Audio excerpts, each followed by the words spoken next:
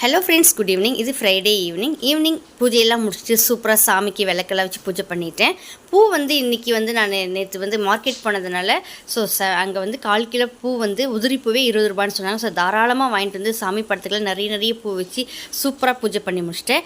இந்த பூ பார்த்திங்கன்னா டிசம்பர் பூ. இது எங்கள் வீட்டில் வேலை செய்கிற அக்கா கட்டி கொண்டு வந்து கொடுத்தாங்க, தலையில் வச்சுக்கக்கான்னு. ரொம்ப ஆசையாக கொடுத்தாங்க.